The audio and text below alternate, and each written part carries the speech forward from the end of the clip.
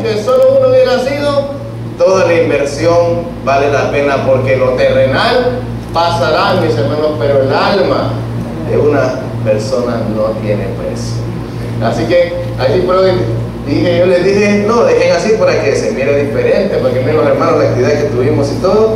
Gloria a Dios. Miren que estuvieron unos actores ahí. Vamos a ver, los niños hicieron el drama por lo menos unas 5 o 6 veces ayer, pero vieron unos jóvenes que por cada grupo que pasaba hacían el drama una y otra vez. Pero ¿sabe qué fue lo que me llamó la atención? El drama era para niños de 14 años, pero estaba tan bueno que hasta los adultos quisieron pasar, y los pasamos también a ver el drama también, miren. Así que gloria a Dios, doy gracias a todos aquellos que estuvieron participando. Los invito para el otro año, para que también participen, miren, porque lamentablemente, como dice la palabra, la mies es mucha, los obreros pocos. Así que los invito a que se nos agreguen el siguiente año, mis hermanos, a lo que es, pues, ya sea que hagamos un club bíblico o que hagamos esta tarde teatral o un intensivo, como estuvimos haciendo estos últimos 2 días. Muy bien, entonces, mis hermanos, ¿listos? Vamos a recibir la enseñanza del Señor. Vámonos a Hechos, al libro de los Hechos, capítulo 2. Y vamos a ver 4 áreas de nuestra vida en que debemos examinarnos. Bueno, prácticamente hemos hecho 5. Hechos capítulo 2, hermanos. Son 4 o 5 áreas en nuestra vida en que debemos examinarnos cómo estamos. ¿Cómo está nuestra relación con el Señor? ¿Cómo está nuestra vida espiritual? Amén. En Hechos capítulo 2, si usted ve el título ahí en su Biblia, dice la venida del Espíritu Santo. Y ese es el día en Pentecostés. Después en el versículo 14, vamos a hacer un resumen para introducir qué es lo que vamos a ver. En el versículo 14 dice el primer discurso de Pedro. Es cuando Pedro empezó, dice en el versículo 14, entonces Pedro, poniéndose en pie con los 11, alzó la voz y les habló diciendo: varones judíos, todos los que habitáis en Jerusalén, esto os sea notorio, y oíd mis palabras, porque estos no están ebrios, como vosotros suponéis, puesto que esta es la hora tercera del día, mas esto es lo dicho por el profeta Joel. Fue cuando empezaron a hablar en lenguas, ¿se acuerdan? Entonces, hermanos, vamos a ver qué pasó en este discurso que dio Pedro, qué trajo como resultado. Así que espero que pongamos atención. Igualmente damos la bienvenida a aquellos que nos ven por internet, que sea también de mucha bendición esta palabra para ustedes que nos han visto a la distancia, y también para cada uno de nosotros, que la palabra del Señor traiga el fruto esperado. Entonces vamos a orar, mis hermanos, y a pedir la bendición del Señor por esta mañana. Santísimo Señor y Padre, a ti sea gloria, a ti sea toda la honra, mi Dios. Gracias. Gracias porque podemos estar aquí nuevamente reunidos para alabar tu nombre, para exaltarte a ti, que eres el único que merece toda gloria y toda honra. Y nosotros, Señor, inútiles, nos decimos inútiles a una, Señor, pero por los méritos de nuestro Señor Jesucristo, que dio su vida allá en la cruz, que derramó su sangre, y que a través de esa sangre nuestros pecados son perdonados, podemos ahora venir, ser aceptos, ser, Señor, adoptados a tu familia, sin nosotros merecer nada más que la muerte. Gracias. Te pido bendigas ahora esta palabra que vamos a estudiar, que vamos a ser no solamente oidores, sino ante todo hacedores de ella. Y vamos a ver la importancia, la necesidad de no solamente oírla, sino ante todo de hacerla y de aplicarla en nuestra vida. Ayúdanos, danos las fuerzas, que el Espíritu nos enseñe, que podamos a través de ella, Señor, ser luz a este mundo. En nombre de Cristo Jesús oramos. Amén. Entonces, si recuerdan en este pasaje, mis hermanos, fue cuando empezaron a hablar en lengua los discípulos y los estaban acusando. Estos están ebrios. Entonces se levanta Pedro, empieza él con su discurso y empieza a decir: esto es lo que el profeta Joel ya había dicho. Entonces él empieza a dar su discurso. Igualmente, dice después en el versículo 22, después de dar el discurso de lo que Joel había ya establecido en la profecía, también dice en el versículo 22, varones israelitas, oíd estas palabras. Jesús Nazareno, varón aprobado por Dios entre vosotros, con las maravillas y prodigios y señales que Dios hizo entre vosotros por medio de él, como vosotros mismos sabéis, a este entregado por el determinado consejo y anticipado conocimiento de Dios, prendisteis y matasteis por manos de inicuos, crucificándole, al cual Dios levantó, suelto los dolores de la muerte, por cuanto era imposible que fuese retenido por ella, porque David dice de él. Igualmente aquí empieza también Pedro a recordar lo que David pone ahí en los Salmos, que él reconoce que este Cristo, que el Mesías, venía de su linaje, que por tanto era descendencia, era hijo, pero igualmente también existía desde siempre y lo reconoce también como Señor. Vamos ahora entonces, eso se lo digo para que ustedes lo lean, pero del versículo 36 al versículo 42 nos vamos a centrar esta mañana, mis hermanos, en esta parte del discurso de Pedro. Amén. Dice entonces el versículo 36, sepa pues ciertísimamente toda la casa de Israel que a este Jesús, a quien vosotros crucificasteis, Dios le ha hecho Señor y Cristo. Ahora aquí vemos ahora tres nombres de Jesús. Jesús primeramente, Señor y Cristo. Y en base a esto vamos a ver cómo está nuestra vida. ¿Realmente es este Jesús para nosotros? ¿Es Señor? ¿Es Cristo? Y a la luz de la Escritura, a la luz de la palabra, vamos a ver realmente y a ponernos ante ella y que ella nos diga si realmente estamos viviendo como dice aquí, que el Señor, que el mismo Dios le ha hecho a él Señor y Cristo. Interesante número uno, el significado de Jesús. ¿Se acuerdan qué significa Jesús, hermanos? Y amará su nombre admirable. No, pues dice, poner su nombre Jesús, porque él salvará al pueblo de sus pecados. Jesús significa Salvador. Pero la pregunta esta mañana es él el Salvador de su vida? Primeramente, si habrá alguien aquí que no ha recibido a Cristo, que no es salvo, que no se ha arrepentido de sus pecados y le ha hecho él Salvador de su vida, número uno, él es Salvador, él es Jesús, él es, como dice la palabra, como leímos en los versículos anteriores, quien murió en una cruz, y que cada uno de nosotros, que aunque no estábamos presentes, porque cualquiera puede decir, yo no estaba ahí, yo no crucifiqué a Cristo, pero la palabra nos enseña que Dios mismo le hizo por cada uno de nosotros, y por nuestro pecado él tomó nuestro lugar y le hizo a él pecado, tomando así nuestro pecado, y a través de su muerte propiciatoria por nosotros, él murió por la humanidad entera.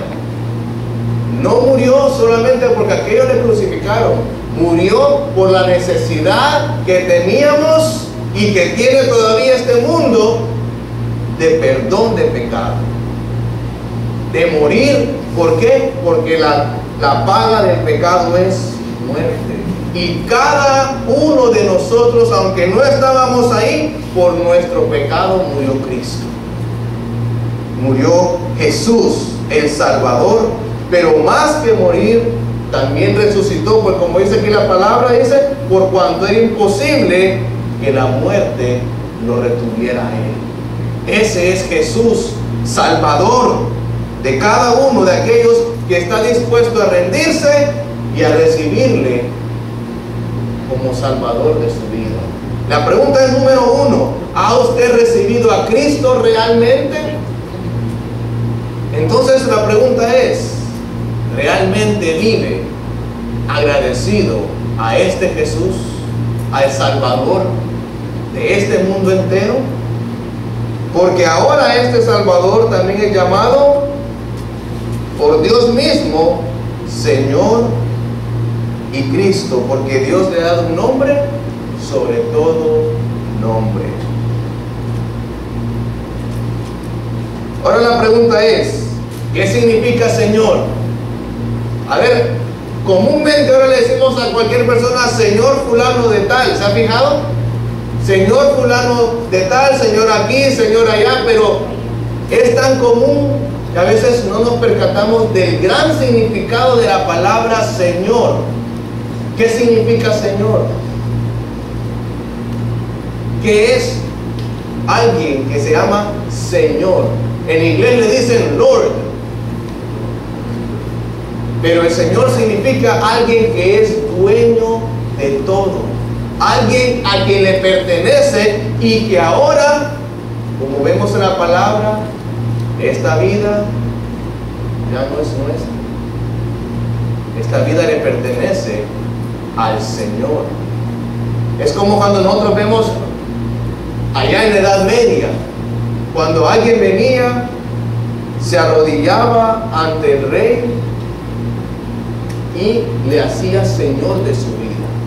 Señor, ese es nuestro Señor, ese es Jesús, el verdadero Señor de todo. También siguiente pregunta, ¿qué significa Cristo? Se nos olvida de repente algunos términos tan importantes en la palabra. ¿Quién se acuerda qué significa Cristo? A ver, ¿alguien, hermanos? Este es el discipulado número 1. A ver, discipulado número 1.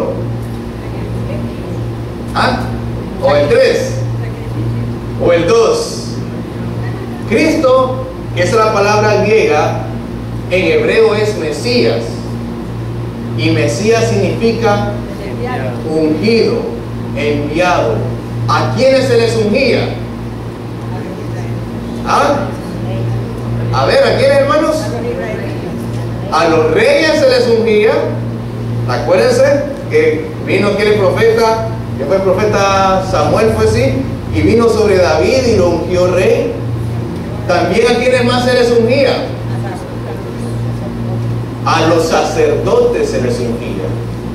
Y a este Salvador, a nuestro Salvador, a Cristo, Él es sacerdote y como Señor es Rey, hermanos. La pregunta es entonces, si Él es ahora nuestro Salvador, nuestro Señor, nuestro dueño, nuestro Mesías, nuestro Rey, sacerdote, ¿cómo vivimos ahora nosotros? Si le reconocemos realmente como Dios le ha llamado y lo ha puesto a nosotros. Y miren la reacción del pueblo en aquel entonces, y que nosotros aprendamos y nos expongamos y miremos, Señor, ¿cómo estoy yo? ¿Cómo estoy yo? Miren primeramente Hechos capítulo 2 versículo 37 en adelante. Miren aquellos, ¿qué hicieron aquellos? Versículo 37. Al oír esto, cuando vieron los judíos, dijeron, Él es el Señor, es el Mesías que crucificamos, se compungieron de corazón y dijeron a Pedro y a los apóstoles, varones hermanos, ¿qué haremos?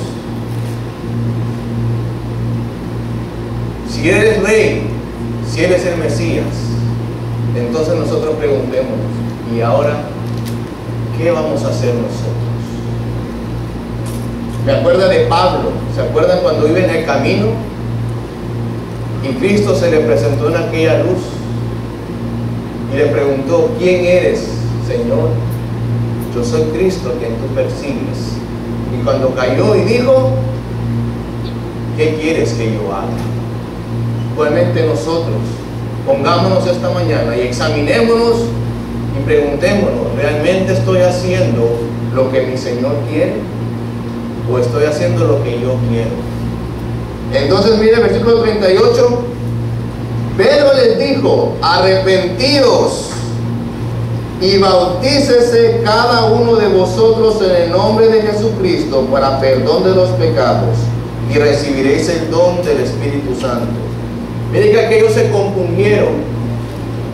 A ver, jóvenes, ¿qué significa compungirse? Esas son palabras raras en que se encuentran en la Biblia y que debemos ir al diccionario y entender. Compungirse es: aquellos se dolieron de corazón. Pero eso no es suficiente. Cuando cometemos un pecado, cuando hacemos algo malo, a veces nos sentimos mal y la conciencia nos acusa y nos sentimos adoloridos, con pesar. Pero Pedro mostró que solamente el pesar no es suficiente. Pedro les dijo a aquellos: arrepiéntanse y bautícense. Mis hermanos, el arrepentimiento es necesario primeramente para salvación, si decimos que aquel es Jesús, nuestro Mesías. El arrepentimiento, el cambio de actitud, porque yo me puedo doler, sí, el dolor pasa, pero el arrepentimiento muestra un cambio de actitud y un cambio de lo que yo hago. Señor, perdón, confieso mi pecado, no lo quiero volver a hacer, me arrepiento y cambio lo que yo hago y lucho contra aquello. No solamente un dolor. Y Pedro le dijo a ellos: arrepiéntanse, arrepentíos y bautícese cada uno de vosotros.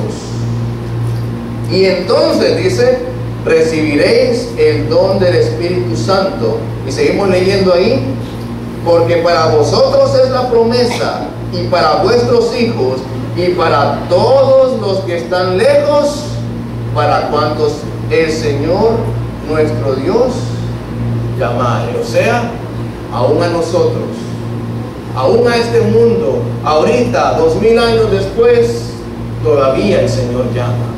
Pero es necesario arrepentirnos.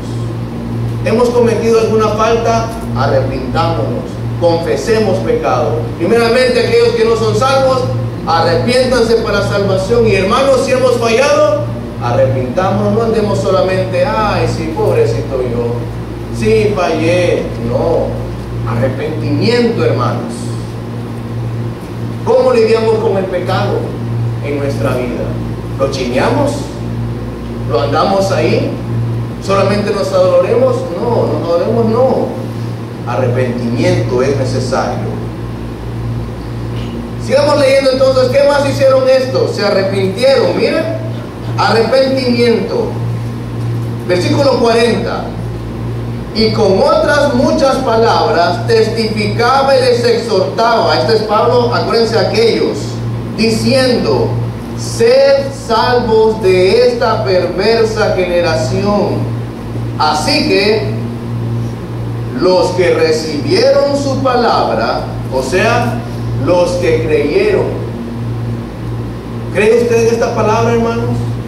Recibámosla entonces. Miren por qué. Dice: los que recibieron su palabra fueron bautizados, y se añadieron aquel día como 3000 personas. Pero no solamente hicieron eso, no solamente se arrepintieron y se bautizaron. Ya vimos una área de nuestra vida. Mire qué más sucedió con aquellos, para que nosotros aprendamos de ellos. Dice: y perseveraban en la doctrina de los apóstoles, en la comunión unos con otros, en el partimiento del pan y en las oraciones. 4 áreas de nuestra vida que vamos a ver hoy también. ¿Por qué perseveraban ellos tanto? En la iglesia primitiva hablamos mucho de cómo creció la iglesia primitiva, pero vamos a ver por qué perseveraban estos. Número 1, perseveraban en qué dice aquí: doctrina de los apóstoles. Es cierto, no están los apóstoles entre nosotros, pero ¿dónde está la doctrina de ellos, hermanos? Aquí está, con nosotros hoy. Perseveremos en esta doctrina. ¿Por qué? Porque esta palabra de Dios, a ver, discipulado número 1, ¿qué nombre recibe esta palabra? Esta palabra es, como dice Juan 17:17, es la verdad. Es la verdad. Y si esta palabra, y definitivamente lo es, y así lo creemos, es la verdad, todo lo demás es mentira. Pero la pregunta es, ¿perseveramos en esta verdad? ¿Perseveramos en esta verdad que Dios nos ha dado y que Dios nos dice que Cristo Jesús es Señor y Rey de nuestra vida? ¿Realmente creemos que Él es nuestro Rey? ¿Realmente vivimos como aquellos que escucharon la palabra, la recibieron y por tanto dijeron, queremos agradar al Rey, y perseveraban en esta palabra, en la verdad de Dios? ¿Qué más es la palabra? Dice, es aquella que nos califica y equipa para toda buena obra. Podemos fingir espiritualidad y podemos trabajar duramente, pero sin esta palabra realmente no estamos equipados y la emoción se pasa rápidamente. Pero aquel que persevera está calificado y seguirá adelante. La pregunta es, ¿estamos perseverando en esta palabra? ¿Qué más? Como dice Efesios capítulo 6, es la espada del Espíritu. ¿Qué soldado va a la guerra desarmado? ¿Qué soldado va a la guerra sin su fusil? ¿A qué va un soldado a la guerra así? A morir. Y mis hermanos, la palabra nos enseña que tenemos una batalla, no contra sangre ni carne, pero contra huestes espirituales de maldad. Y sin esta palabra, que es la verdad, que es palabra de Dios, a través de la cual Dios nos capacita, sin esta palabra no vamos a resistir. También, ¿qué más es? Dice, es la palabra de nuestro Dios. Hechos 2:36, es el fundamento, Efesios 2:20, el fundamento, el cimiento sobre el cual debemos crecer para ser un templo santo, edificados en la palabra. Pero la pregunta es, ¿por qué perseverar en esta palabra? Porque si Jesús es nuestro Rey, yo le quiero agradar. Porque si Jesús es mi Rey, yo le quiero obedecer. Porque si Jesús es mi Rey, yo necesito saber qué es lo que Él quiere que yo haga. ¿Recuerda la pregunta? ¿Qué haremos si no la voluntad de aquel para el que nos ha tomado a nosotros como sus siervos? Pablo dijo, ¿qué quieres que yo haga? Rindiéndose a la voluntad de aquel que dijo, al que le dijo, Señor, ¿quién eres? Hoy nosotros preguntémonos, ¿qué quiere que Dios haga? ¿Qué quiere Dios que haga yo? Fácil.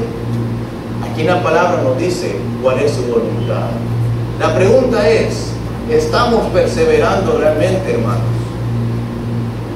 ¿Estamos realmente? Y una cosa es lo siguiente, no solamente venir el domingo, escucho palabra, o yo solamente la leo. Perseverar es oírla y aplicarla a mi vida. La estoy aplicando y la estoy viviendo y haciéndola una realidad en mi vida. Entonces vemos área número 1. Perseveraban aquellos en la doctrina de los apóstoles. Sigamos en la siguiente área. ¿En qué más perseveraban aquellos? Dice la palabra, en la comunión unos con otros. Vamos a 1 Tesalonicenses capítulo 5. Aunque ya está ahí. 1 Tesalonicenses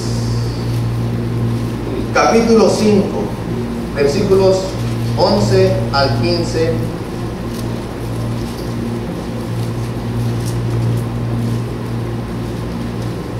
Por lo cual, amén, hermanos, animaos unos a otros y edificaos unos a otros, así como lo hacéis. ¿Quién está a cargo de edificar? Cristo nos edifica a través de su palabra. Los pastores estamos a cargo también de dar palabra, pero mire qué responsabilidad está dando aquí Pablo. Y dice, animaos, mis hermanos, unos a otros. ¿Por qué es importante reunirnos? ¿Por qué son importantes los grupos? ¿Por qué es importante estar aquí congregándonos? ¿Por qué? Porque nos animamos unos a otros, mis hermanos. Tenemos la responsabilidad de cuidarnos mutuamente.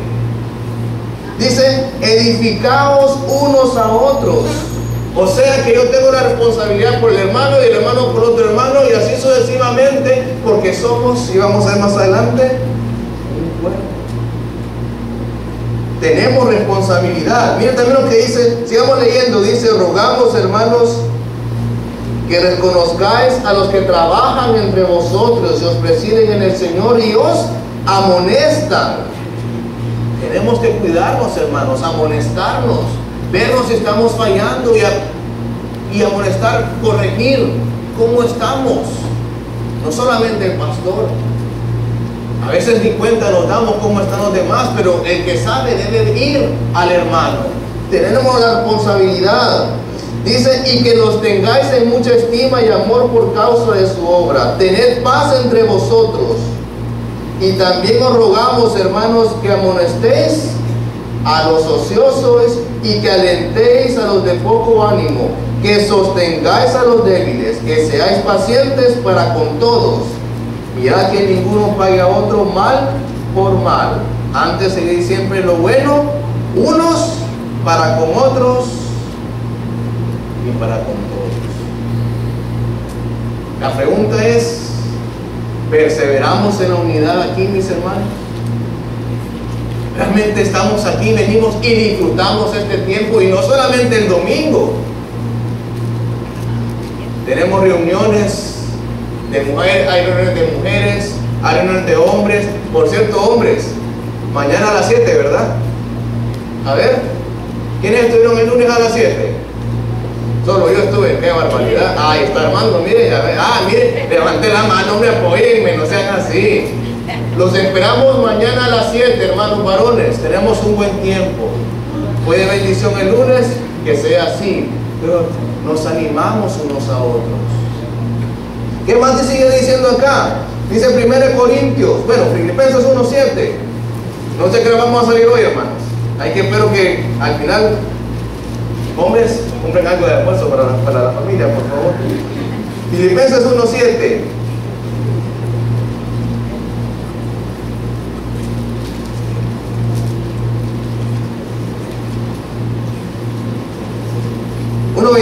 Perdón, dice, amén, hermanos. Solamente que os comportéis como es digno del evangelio de Cristo, para que sea que vaya a veros o que esté ausente. Ese es, ¿sí? O que sea ausente, oiga de vosotros que estáis firmes en un mismo espíritu, combatiendo unánimes por la fe del evangelio. ¿Cómo tenemos que estar? Pero si en las reuniones de oración solo vienen pocos, no estamos unánimes. Pero si en los grupos de hombres solamente venimos 5, no estamos unánimes. Y sucesivamente. Mis hermanos aquellos perseveraban. ¿Saben por qué? Dice 1 Corintios 1. Vamos a 1 Corintios 1.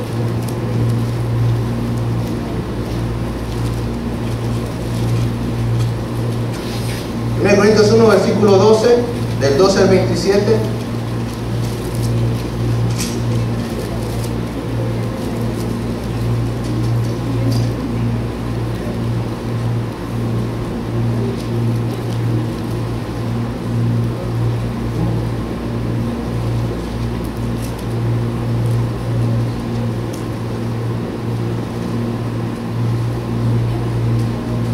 Voy a leer 27 para resumir. Dice 27.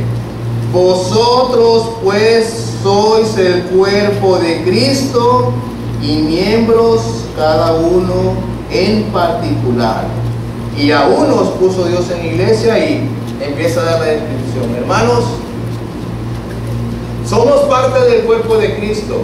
¿Y quién es Cristo? Dijimos, Salvador, Señor, Mesías, Rey, Sacerdote. Yo quiero agradar a mi Dios, quiero agradar a mi Señor, yo debo mantener su cuerpo unido.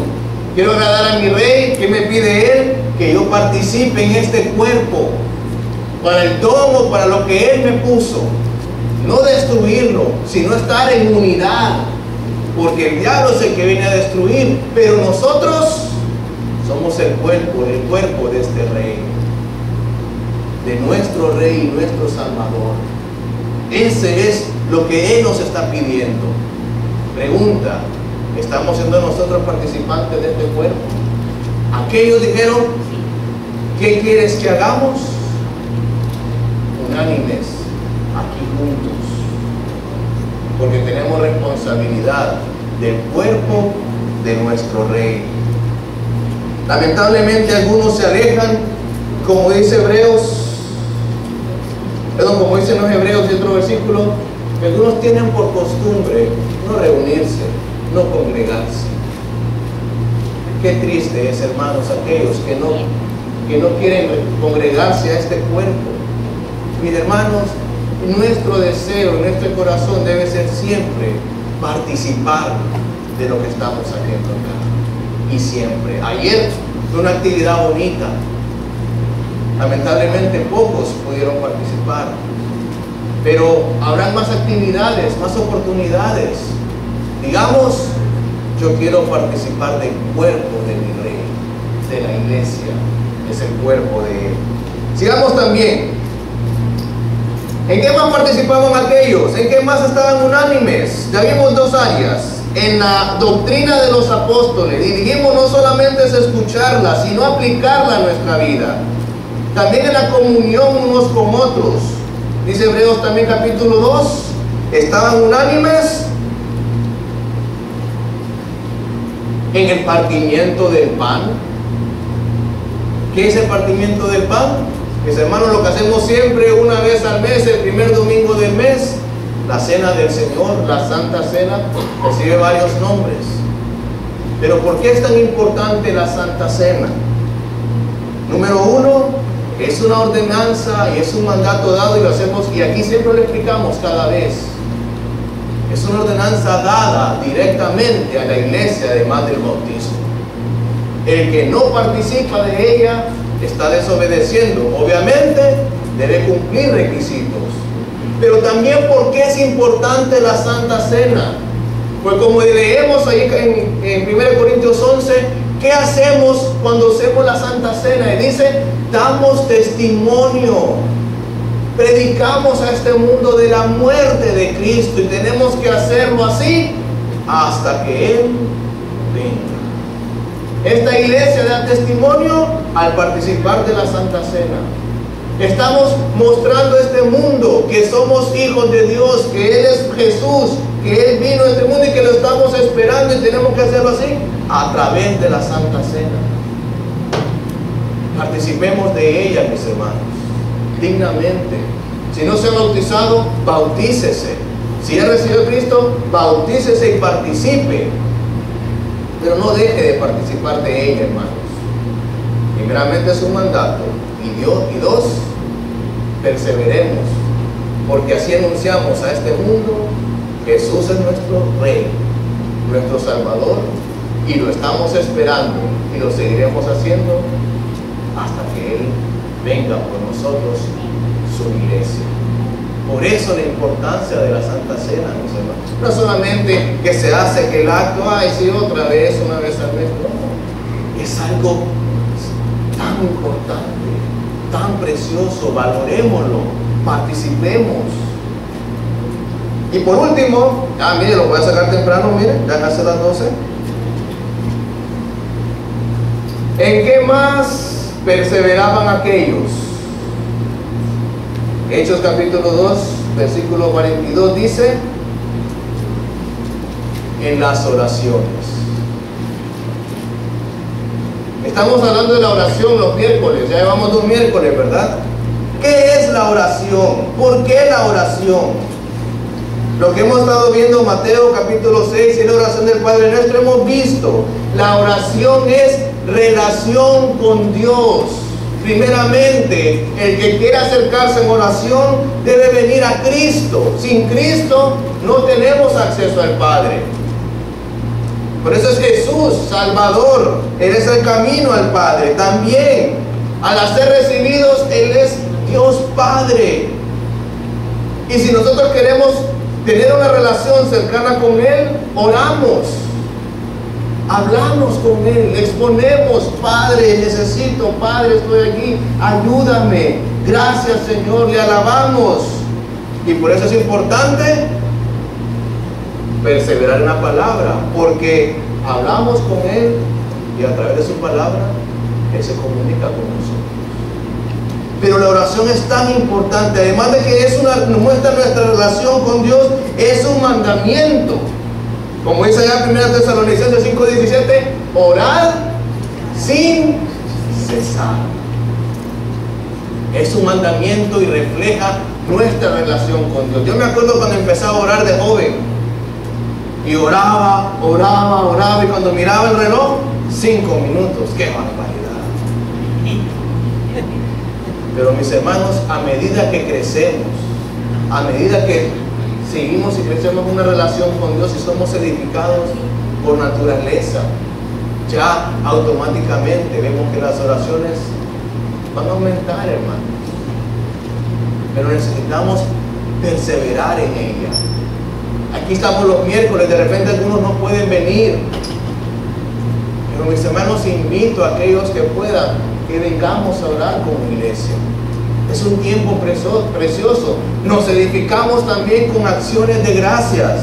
Les invito a que vengan, pero igualmente, además de que la oración es relación con Dios, es un mandamiento, también, mis hermanos, tenemos necesidad de orar como iglesia y como individuos. Como dice Mateo 26:41, velad y orad para que no entréis en tentación. El espíritu está dispuesto, pero la carne es débil. También nos manda, mira lo que dice 1 Timoteo 2. Vamos aquí, 1 Timoteo.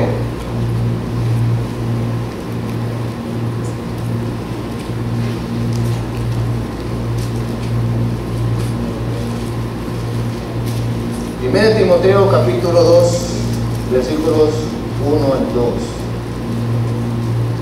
Instrucciones sobre la oración. Eso lo vamos a estar viendo los miércoles más adelante.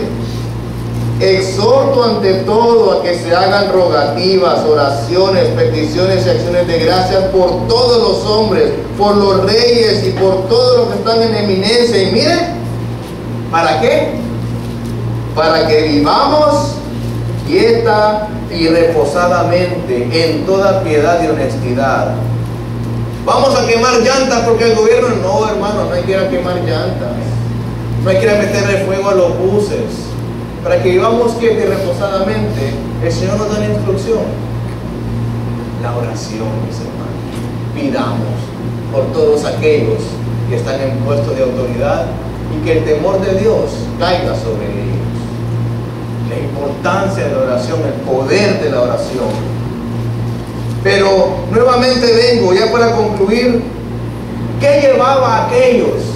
¿Por qué aquellos se mantenían perseverando? Y mire que perseverar, usted le pregunto a algunos hermanos, ¿cómo está? Perseverando, hermano. No, no es así. Hermano, perseverando, ahí adelante, siguiendo la palabra, orando. Ahí miren, seguimos también en lo que es la comunión en la iglesia. Seguimos adelante. ¿Por qué?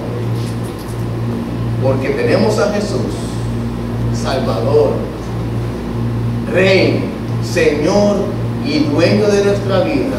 Y por eso deseamos, anhelamos serle fiel y seguir adelante, esperándolo, que un día va a venir por nosotros y que nos diga: buen siervo fiel.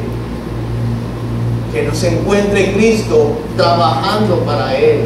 Nos encuentre Cristo trabajando y perseverando en su palabra, en nuestra relación porque somos su cuerpo, en el partimiento del pan, dando testimonio en este mundo, y en la oración porque le necesitamos, hermanos. Que así seamos encontrados. Vamos a orar. Santísimo Señor y Padre, gracias. Señor, gracias por esta tu palabra. Gracias porque nos has adoptado.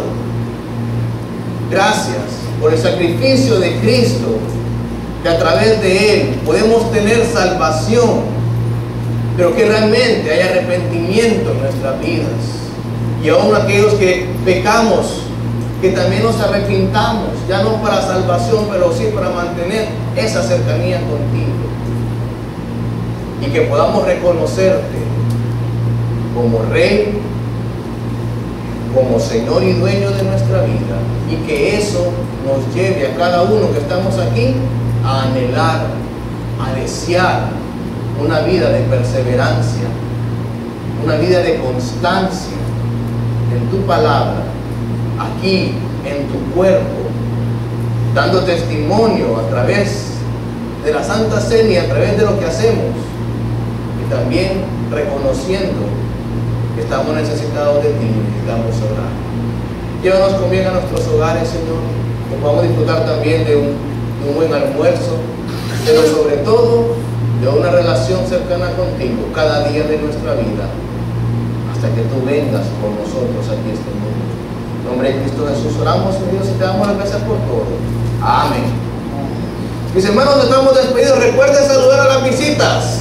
Y no se les olvide, perseverancia, mis hermanos, perseverancia, porque nuestro Rey es grande, porque nuestro Mesías es grande, nuestro Dueño nos ha llamado a entregar nuestra vida a Él, y Él es Jesús, Salvador Todopoderoso. Dios les bendiga, hermanos. También nos despedimos de los que están en internet. Bendiciones a ellos a distancia.